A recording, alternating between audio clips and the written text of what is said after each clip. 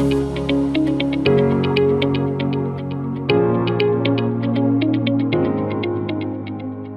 वालेकुम क्लास। चले बेटा, आज आप लोगों को मैं नया टॉपिक स्टार्ट करवा रहा हूँ। हम ये जो टॉपिक अभी पढ़ रहे हैं ये कंटिन्यूटी है। कंटिन्यूटी किसकी? जो आपका केमिकल बॉन्ड है। केमिकल बॉन्ड क्या है? Simple, it is a force of attraction which binds atoms together. मैंने आपको कहा था कि there are two types of attractive forces. दो टाइप्स ऑफ फोर्सेस हैं फोर्स ऑफ अट्रैक्शन, जिसको हम अगर कैटेगराइज करें, ये टाइप ऑफ फोर्सेस आपकी कहलाती है इंटर, बल्कि ये तो बाद में आता है, ये आपके पास सिंपल फोर्सेस कहलाती हैं, फोर्स ऑफ अट्रैक्शन। अब इसकी फर्दर टू कैटेगरीज हम बनाते हैं, इंटर मॉलिक्यूलर और इंट्रा मॉलिक्यूलर। अभी जो हम टाइप ऑफ फोर्सेस पढ़ रहे हैं it is intra molecular. Intra molecular का मतलब बिटवीन एटम्स जो फोर्स ऑफ अट्रैक्शन है उसको हम कहते हैं इंट्रा मॉलिक्यूलर फोर्स। तो इंट्रा मॉलिक्यूलर फोर्स आपके पास कोवलेंट बॉन्ड है। अब इंटर और इंट्रा मॉलिक्यूलर फोर्स मैंने बेसिक आपको इंट्रोडक्शन दे दिया था। आगे ऑल दो इसके बाद हम डिटेल में पढ़ेंगे। अब हमने इससे पहले आयनिक बॉन्ड सीख लिया। आयनिक बॉन्ड क्या है? It is a type of bond in which loss and gain of electron occur and after that both atoms combines together. इसकी एग्जांपल हमने सीखी थी कि आपके पास फॉर एग्जांपल सोडियम क्लोराइड था, मैग्नीशियम ऑक्साइड था, ये दो आपने एलिमेंट्स आपस में कंबाइन किए और दो डिफरेंट सब्सटेंसेस आपको मिले। तो आपके पास मैग्नीशियम ऑक्साइड या sodium chloride, these are the examples of ionic bond. Ionic bond को पहचानने का एक आसान सा तरीका है, एक एटम अपना इलेक्ट्रॉन लॉस करेगा, दूसरा एटम अपना इलेक्ट्रॉन गेन करेगा। तो यहाँ पर ट्रांसफर ऑफ इलेक्ट्रॉन होगा तो उसको हम कहते हैं आयनिक बॉन्ड। फिर मैंने आपको छोटा सा शॉर्ट इंट्रोडक्शन दे दिया था कोवलेंट बॉन्ड का। कोवलेंट बॉन्ड क्या है? It is a type of bond in which sharing of electrons occur. अब इलेक्ट्रॉन्स की भी टाइप मैंने बताई थी। इलेक्ट्रॉन्स किसी भी एटम के अंदर दो टाइप के होते हैं। एक आपके पास कहलाता है लोन पेयर ऑफ इलेक्ट्रॉन, और एक आपके सिंगल इलेक्ट्रॉन जिनको हम अनशेयर्ड या अनबॉन्डेड इलेक्ट्रॉन कहते हैं। अनबॉन्डेड का मतलब जिन्होंने बॉन्ड नहीं बनाया किसी के साथ, अनशेयर्ड का मतलब जिन्होंने शेयरिंग ऑफ इलेक्ट्रॉन नहीं की हुई। ये किसी भी एटम में दो टाइप ऑफ इलेक्ट्रॉन होंगे। लेट सपोज यहाँ पर ऑक्सीजन की ही मिसाल ले लेते हैं। ऑक्सीजन के अलावा चले नाइट्रोजन बनाए, तो नाइट्रोजन के शेल के अंदर पहले उसका हम यहाँ पर न्यूक्लियस बनाते हैं। नाइट्रोजन के पास प्रोटॉन 7 और न्यूट्रॉन ये भी 7 है। इसके के शेल के अंदर 7 में से दो इलेक्ट्रॉन, जाहिर है 7 प्रोटॉन्स हैं तो 7 इलेक्ट्रॉन्स होंगे। 7 इलेक्ट्रॉन्स के बाद अब यहाँ पर जो आपके पास एटम आया, ये जो शेल आया है उसके अंदर इलेक्ट्रॉन्स इधर दो और बकिया आपके इलेक्ट्रॉन सिंगल अलग अलग ही बने हुए होंगे। टोटल आउटर मोस्ट शेल में नाइट्रोजन के 5 इलेक्ट्रॉन्स होते हैं। ये सब बेसिक केमिस्ट्री में आप सीख चुके हैं, ये कोई भी ऐसी चीज नहीं है जो आप न्यू पढ़ रहे हो, सब पुराना काम है। अब ये जो एक एक अलग अलग इलेक्ट्रॉन्स हैं, इट इज कॉल्ड अनशेयर्ड या अनबॉन्डेड इलेक्ट्रॉन। ये आपके पास कहलाता है, ये जो अभी आपको दो इलेक्ट्रॉन एक साथ नजर आ रहे हैं ये कहलाता है लोन पेयर ऑफ इलेक्ट्रॉन। ये आपका लोन पेयर ऑफ इलेक्ट्रॉन है, ये सब पीछे पढ़ा चुका हूं। अब अगर लेट सपोज एक हाइड्रोजन आ रहा है, हाइड्रोजन इसके साथ अपना एक इलेक्ट्रॉन शेयर करता है। हाइड्रोजन के पास प्रोटॉन और न्यूट्रॉन एक एक है, बकिया मैं ये नहीं लिखूंगा, डायरेक्ट एक बना रहा हूं। एक और हाइड्रोजन आता है, थोड़ा सर्कल खराब बन गया, इसको समझ जाए, मेन मकसद समझना है। एक और हाइड्रोजन आता है और अपने अपने इलेक्ट्रॉन ये शेयर करता है, यानी 3 हाइड्रोजन आते हैं। एक हाइड्रोजन ये इलेक्ट्रॉन अपना शेयर करता है, ये इलेक्ट्रॉन अपना, और ये वाला इलेक्ट्रॉन अपना शेयर करता है। अब हाइड्रोजन 3 और नाइट्रोजन एक, NH3, ये आपने पढ़ रखा है, इट इज कॉल्ड अमोनिया। ये जो आपने नाइट्रोजन देखा, इस नाइट्रोजन के पास ये दो इलेक्ट्रॉन है, ये किसी के साथ शेयर नहीं हो रहे। तो जो इलेक्ट्रॉन शेयर नहीं होते उन इलेक्ट्रॉन्स को हम कहते हैं लोन पेयर ऑफ इलेक्ट्रॉन। जो इलेक्ट्रॉन अकेले हैं जब तक वो बॉन्ड नहीं बनाते तब तक वो अनबॉन्डेड या अनशेयर्ड इलेक्ट्रॉन्स कहलाते हैं। जैसे ही इन्होंने बॉन्ड बना लिया हाइड्रोजन के साथ, फॉर एग्जांपल, लाजमी नहीं है हाइड्रोजन हो, कोई और भी हो सकता है। हो सकता है यहाँ पर क्लोरीन आ जाए, वैसे क्लोरीन आता है लेकिन अभी नहीं बना रहे, वो बहुत बड़ा हो जाएगा। तो अभी आपके पास यहाँ पर हाइड्रोजन की मिसाल दे रहा हूँ। हाइड्रोजन ने क्या किया, इसके पास एक इलेक्ट्रॉन था और इसको चाहिए भी एक ही इलेक्ट्रॉन था, एक अपना है, एक इसको और चाहिए। वो जो एक चाहिए वो इसलिए चाहिए कि इसके आउटर मोस्ट शेल में दो ही इलेक्ट्रॉन्स आ सकते हैं, K shell according to duplet rule दो इलेक्ट्रॉन्स ही आ सकते हैं। ये बेसिक केमिस्ट्री में सारा पढ़ रखा है आपने, के शेल के अंदर दो से ज्यादा इलेक्ट्रॉन नहीं आते। तो इसको दो इलेक्ट्रॉन चाहिए, हाइड्रोजन को दो इलेक्ट्रॉन चाहिए। क्या करेगा, एक इलेक्ट्रॉन तो है, दूसरा इलेक्ट्रॉन नाइट्रोजन से लेगा। इस हाइड्रोजन जाहिर है इसके साथ भी यही सेम सिचुएशन है, इसको भी दो इलेक्ट्रॉन चाहिए, एक अपना है एक नाइट्रोजन से लेगा। ये वाला हाइड्रोजन आएगा, इसके बाद एक अपना है एक नाइट्रोजन से लेगा। हाइड्रोजन तीनों हाइड्रोजन ने अपने अपने इलेक्ट्रॉन्स ले लिए। अब जो नाइट्रोजन है इसको अपने आउटर मोस्ट शेल में कितने चाहिए, 8 इलेक्ट्रॉन्स। हाइड्रोजन और हीलियम के अलावा जितने भी एटम्स हैं उन सबको आउटर मोस्ट शेल में 8 इलेक्ट्रॉन्स चाहिए। जब इन्होंने हाइड्रोजन ने आके एक इलेक्ट्रॉन शेयर करवाया, ट्रांसफर नहीं शेयर करवाया, तो अब आपके हाइड्रोजन का इलेक्ट्रॉन नाइट्रोजन के पास आ गया। एक दो तीन इलेक्ट्रॉन्स इसको मिल गए। तो अब जब काउंट करेंगे टोटल 8 इलेक्ट्रॉन्स नाइट्रोजन के भी पूरे हो गए। अब यहाँ पर जो बॉन्ड बना है ये मुख्तलिफ है जो आपने इससे पहले पढ़ा आयनिक बॉन्ड उससे। ये क्यों मुख्तलिफ है, क्योंकि यहाँ पर शेयरिंग ऑफ इलेक्ट्रॉन हुआ है। शेयरिंग ऑफ इलेक्ट्रॉन के अंदर ट्रांसफर ऑफ इलेक्ट्रॉन नहीं होता या ट्रांसफर ऑफ एनर्जी नहीं होता। शेयरिंग ऑफ इलेक्ट्रॉन आपको मैंने समझाया था कि आपके जितने भी एटम्स हैं, अब बेचारा इतना सा हाइड्रोजन इसके पास एनर्जी तो है नहीं, ये चाहेगा कि एनर्जी दिए बगैर किसी का इलेक्ट्रॉन ले ले।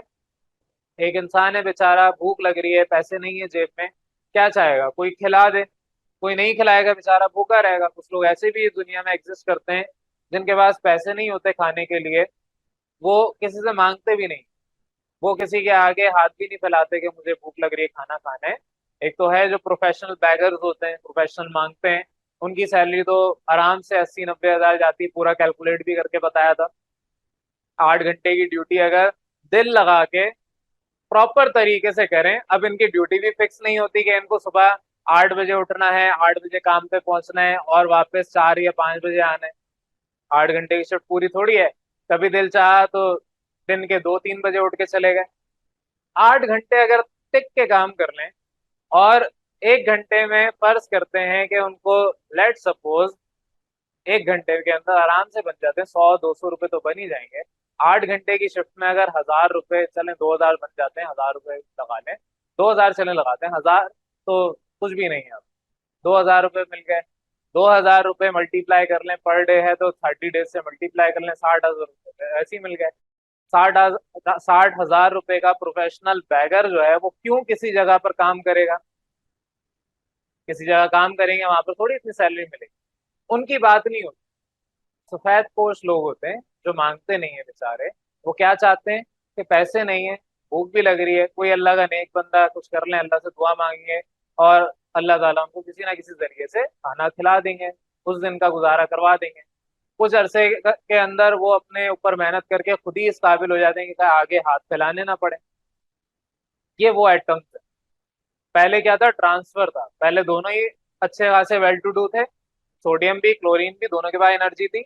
एक के पास नहीं भी थी तो इलेक्ट्रॉन था, एक ने इलेक्ट्रॉन दिया, बदले ने दूसरे ने एनर्जी दे, वहां तो ट्रांसफर का सिलसिला हो गया।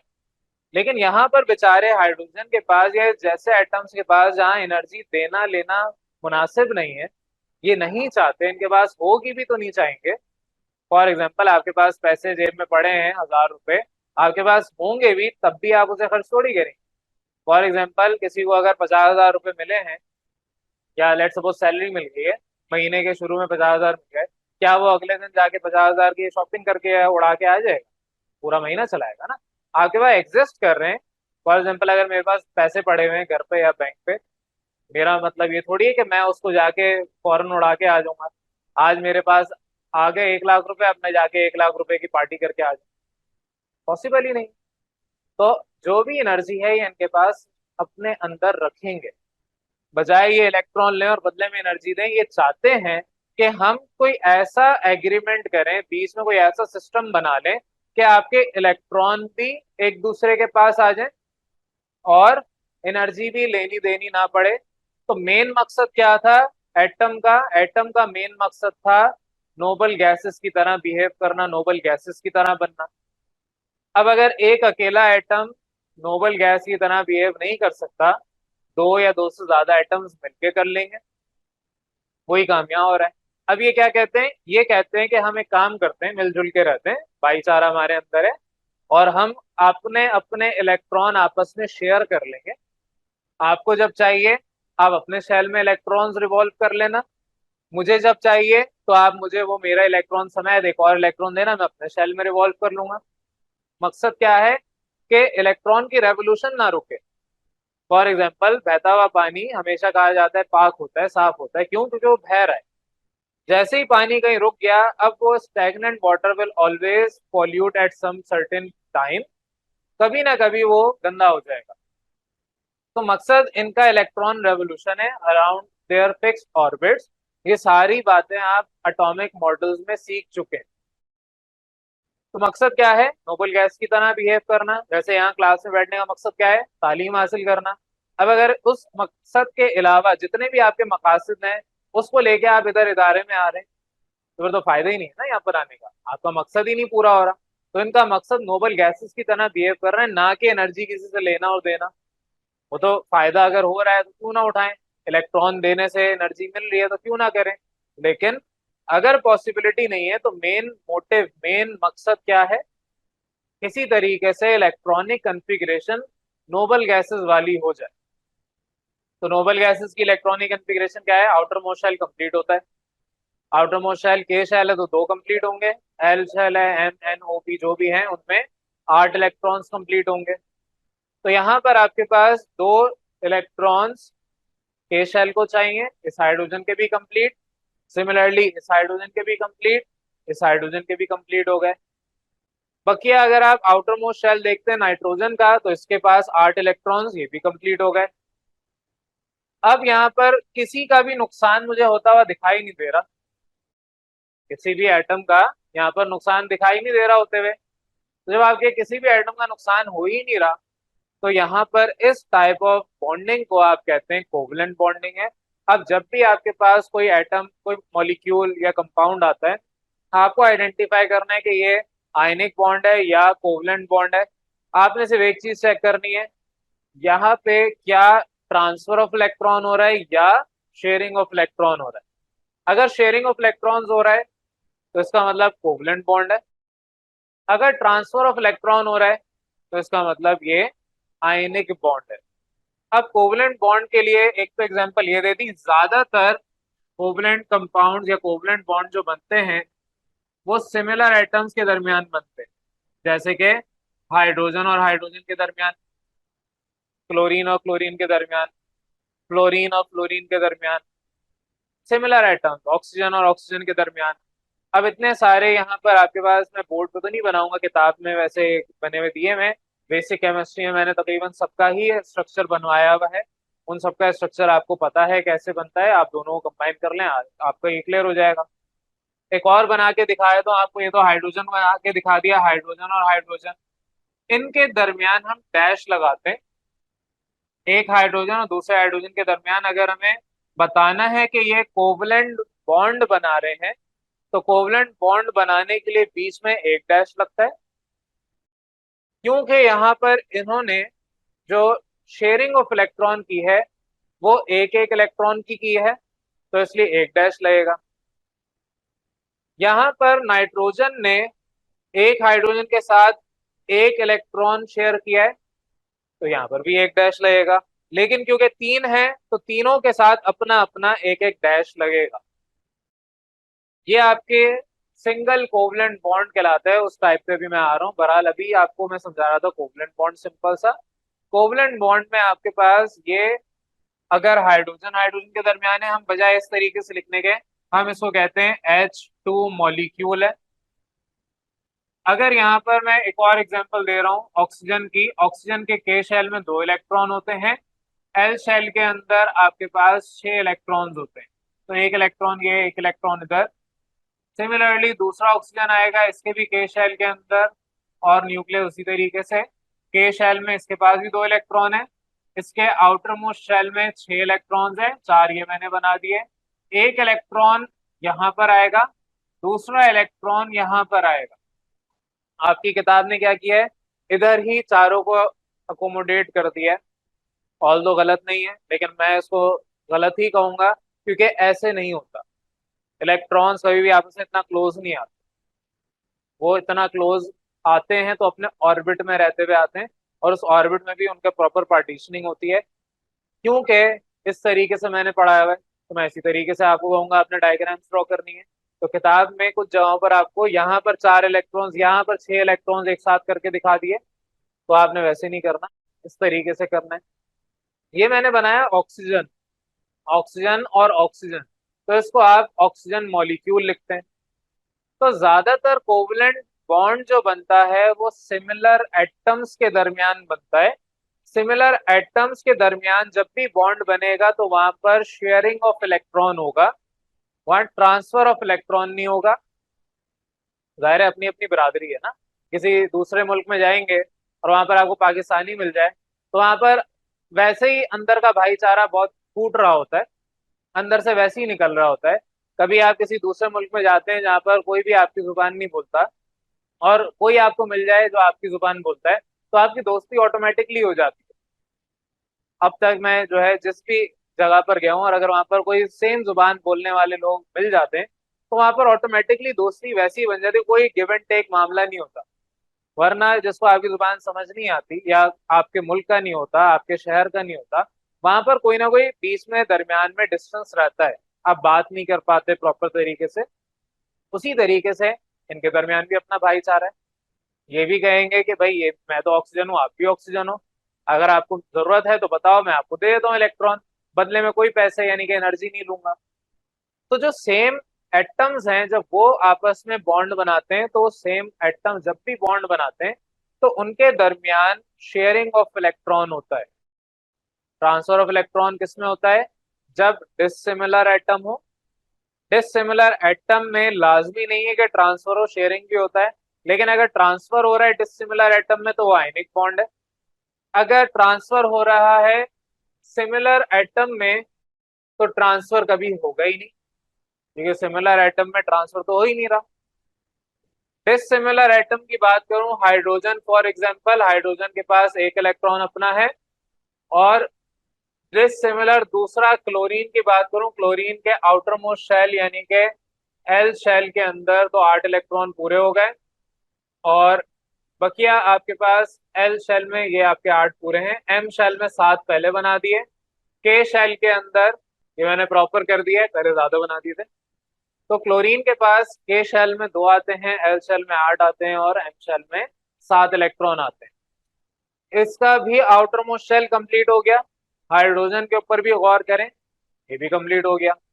हाइड्रोजन के भी पास 2 इलेक्ट्रॉन की कमी, 1 इलेक्ट्रॉन की कमी थी, 2 चाहिए थे, 2 मिल गए, पूरे हो गए। क्लोरीन को 8 इलेक्ट्रॉन की जरूरत थी, 8 उसके भी पूरे हो गए। यहाँ तो कोई एनर्जी ट्रांसफर नहीं। लास्ट क्लास में जब पढ़ाया था सोडियम इसकी जगह था, तो सोडियम के पास तो एनर्जी थी। बेचारा ये मासूम सा छोटा सा हाइड्रोजन है, इसके पास क्या एनर्जी। आप किसी छोटे बच्चे से अगर पैसे मांगिए तो लोग आपको ऐसे घूरते हुए देखेंगे, ये क्या कर रहे हो, बेचारे मासूम से बच्चे से टॉफी के भी पैसे मांग रहे हो। तो आप वैसे ही उसको चॉकलेट टॉफी खिला देते हैं। क्यों, छोटा है, उसके पास अभी इतनी ताकत नहीं है कि खुद से खरीद ले, आप वैसे ही दे देते हैं। तो ये बेचारा छोटा सा हाइड्रोजन है, इससे क्या एनर्जी लेनी, बदले में इलेक्ट्रॉन लेना और एनर्जी देनी। वो कहता है ठीक है इलेक्ट्रॉन चाहिए ना, कोई बात नहीं, छोटे से तो मेरे साथ रहना, जब भी आपको इलेक्ट्रॉन की जरूरत होगी मैं दे दूंगा, रिवॉल्व करके वापस कर देना। छोटे बच्चों को हम क्या करते हैं, कोई चीज आपको बहुत प्यारी है, बहुत अजीज है, लेकिन छोटा बच्चा जिद कर रहा है, आप उससे ये थोड़ी कहेंगे नहीं ये मेरे बचपन का खिलौना है मैं नहीं दूंगा। आप देंगे, बस नजर रखेंगे कि वो तोड़ ना दे, और उसके बाद जैसे ही खेल लेगा तो फौरन आप वापस रख लेंगे। वहां पर ये थोड़ी कि आप लाओ पैसे दो, मैंने आपको खिलौना खेलने के लिए दिया, बदले में पैसे दो, फी घंटा 100 रुपए चार्ज करूंगा।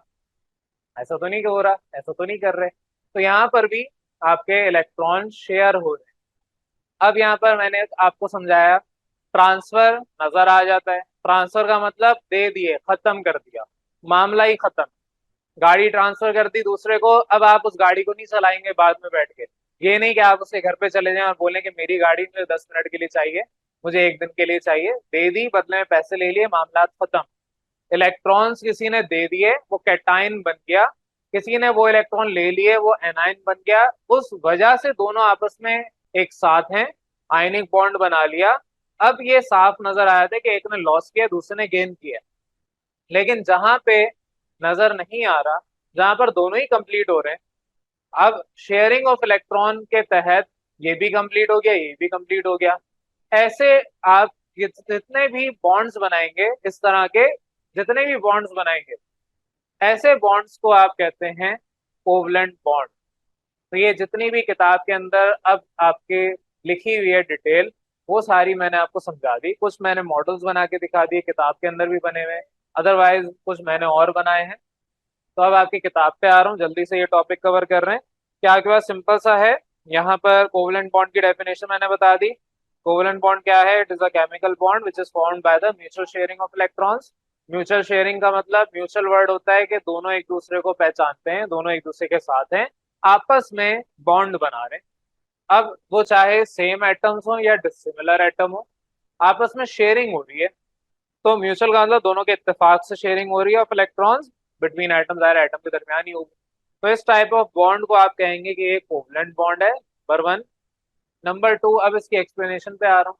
अच्छा, इसकी जो हम रिप्रेजेंटेशन है, मैंने बता दिया कि आपके एक सिंपल लाइन, एक डैश से होता है। तो इससे आप रिप्रेजेंट करते हैं, it is represented by a short straight line, जो यहाँ बना के दिखा दी। एग्जाम्पल के तौर पे आप ये जो मैंने लिखा है वो लिख लें, या किताब वाली है वो देख लें। एक्सप्लेनेशन पूरी आपको मैंने यहाँ पर बता दी कि किस तरीके से फॉर्मेशन हो रही है। उसी चीज को आपने अंग्रेजी में यहाँ पर नोट्स के अंदर या किताब के अंदर लिखा हुआ है, पढ़ लेंगे, समझ आ जाएगा क्या लिखा है। वर्ड टू वर्ड तो नहीं पढ़ाऊंगा, जाहिर एक्सप्लेनेशन अलग होती है, और जो बुक की एक्सप्लेनेशन है वो वही चीज है, लेकिन वो तरतीब से लिखी हुई है। डिटेल आपको मैंने पढ़ा दी, ये सारा कुछ आपने पढ़ना है। और ये जितने भी आपके अनपेयर्ड इलेक्ट्रॉन, एक वर्ड यहाँ पर अभी नजर से गुजरा है, ये जितने भी अलग अलग इलेक्ट्रॉन सिंगल होते हैं, जब इन्हें कहा जाता है अनपेयर्ड इलेक्ट्रॉन। मोजा आपके पास एक नहीं मिल रहा है, एक हाथ में पकड़ा हुआ है, पेयर खराब हो गया। आप फॉर एग्जाम्पल लेट सपोज जूता ढूंढ रहे हैं, जूता पहन के जाना है, एक जूता है दूसरा नहीं है, क्या बाहर जाएंगे? नहीं जाएंगे, क्योंकि पेयर खराब हो गया। तो पेयर का मतलब आपस में जब कंबाइन होते हैं उसको हम लोन पेयर कहते हैं। अगर डिफरेंट एटम्स आपस में कंबाइन होके पेयर बना रहे हैं तो उसको शेयर्ड पेयर कहेंगे। और अगर आपस में कंबाइन होके कोई इलेक्ट्रॉन नहीं पेयर बना रहा तो उसको हम अनपेयर्ड या सिंगल इलेक्ट्रॉन कहेंगे।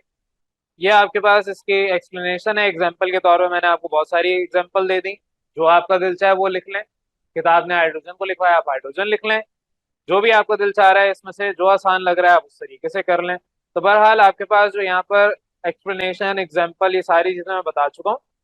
आपकी किताब में डॉट एंड क्रॉस डायग्राम बनाई हुई है। मैंने यहाँ पर डॉट एंड क्रॉस की जगह डॉट तो बनाया है, दूसरा फील्ड, इसको मैं कहता हूँ एम्प्टी सर्कल और फील्ड सर्कल। तो आपकी मर्जी है डॉट एंड क्रॉस बनाने हैं जैसे किताब ने बनाया हुआ है, या आपने इस तरीके से बनाने जैसे मैंने बनाया है। इस तरह से भी बनाएंगे तब भी ठीक है, किताब के लिहाज से बनाते हैं तब भी ठीक है। लेकिन अगर इस तरीके से बना रहे हैं तो एक्सप्लेनेशन में रट्टा मार के ये नहीं लिखेंगे डॉट एंड क्रॉस डायग्राम, वरना कुछ बच्चे होते हैं बेवकूफी करते हैं, बना ये रहे हैं और एक्सप्लेनेशन लिख रहे हैं कि dot and cross diagram as shown in below, या जो भी आप उसमें लिखते हैं, वो काम नहीं करना है। तो बस बहरहाल यहाँ तक आपका टॉपिक कोवलेंट बॉन्ड का कंप्लीट होता है। बॉन्ड पेयर ऑफ इलेक्ट्रॉन्स, ये डेफिनेशन खुद पढ़ लें। बॉन्ड पेयर हम कहते हैं ऐसे पेयर ऑफ इलेक्ट्रॉन जो कि किसी भी एटम के साथ बॉन्ड करते हैं, बॉन्ड यानी केमिकल बॉन्ड बना रहे हैं, चाहे वो आयनिक बॉन्ड हो या कोवलेंट बॉन्ड हो। उस पेयर ऑफ इलेक्ट्रॉन को हम, मैं कह रहा हूँ शेयर्ड पेयर, इसका एक और नाम होता है बॉन्डेड पेयर ऑफ इलेक्ट्रॉन। तो वो इलेक्ट्रॉन जो दो डिफरेंट एटम के दरमियान बॉन्ड बना के कंबाइन हुए हैं, उन्हें हम बॉन्ड पेयर ऑफ इलेक्ट्रॉन भी कहते हैं या शेयर्ड पेयर ऑफ इलेक्ट्रॉन भी कहते हैं। ये सिंपल सा आपका टॉपिक था कोवलेंट बॉन्ड का। अब इसके बाद नेक्स्ट टॉपिक पे हम बात करेंगे which is types of covalent bond. पहले यहां तक किसी को ये कंफ्यूजन